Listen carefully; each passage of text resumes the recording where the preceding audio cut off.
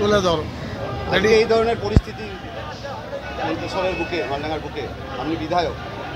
আমি শুধু বিধায়ক নয়, বর্ধমান জেলায় 16টি বিধায়কের মধ্যে সব থেকে বেশি ভোটে আমি জিতেছি 35,000।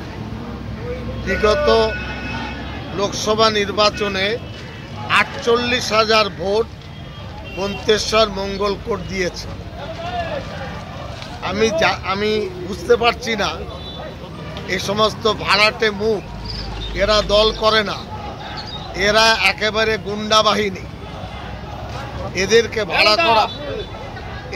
ভাড়া করা হয়েছে এবং তৃণমূল দলকে ধ্বংস করার, অপমানিত করার, মমতা ব্যানার্জিকে হেয় করার চেষ্টা হচ্ছে।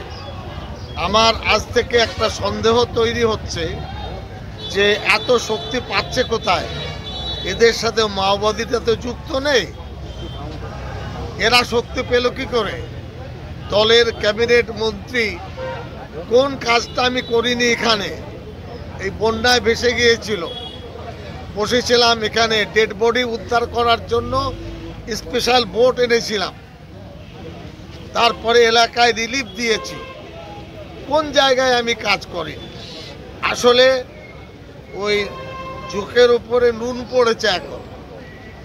এই আধিপত্য বিস্তার করে তারা তৃণমূল দলকে ধ্বংস করতে চাইছে। মাথায় যারা বসে আছেন তারা আখের গুছিয়ে নিয়েছেন। গ্রাম পঞ্চায়েতের সদস্য, প্রধান, সমিতির স্থায়ী কর্মাধ্যক্ষ, দলের নেতা যারা আছেন, তাদের সমস্যা দাঁড়াবে যদি এই ধরনের কাণ্ডের সাথে, কর্মকাণ্ডের সাথে যুক্ত থাকে। এরপরে আমি আগামী 8-9 তারিখে সভা করব মন্তেশ্বর, কুসুমগ্রাম, তারপরে এখানে মালডাঙ্গা এবং মন্তেশ্বর। তাদের মানে অস্থিরতা বেড়ে গেছে, একচ্ছত্র আধিপত্যবাদ, এটা দলে চলবে না। দল কারোর স্থায়ী সম্পদ নয়, দল হলো জনগণের। যারা এসেছে আমি এদের কোনোদিন দেখিনি, না এরা বুথ এজেন্ট, না বুথ কর্মী, না অঞ্চলের কর্মী। নেতারা লেলিয়ে দিয়েছে পয়সা দিয়ে। ওরা আমার নাম জানে ভালো করে।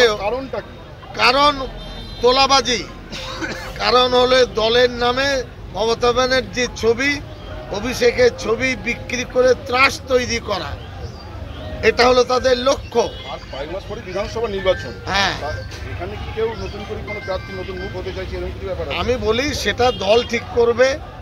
এখানকার মানুষ 2.5 লক্ষ ভোটার মন্তেশ্বরে।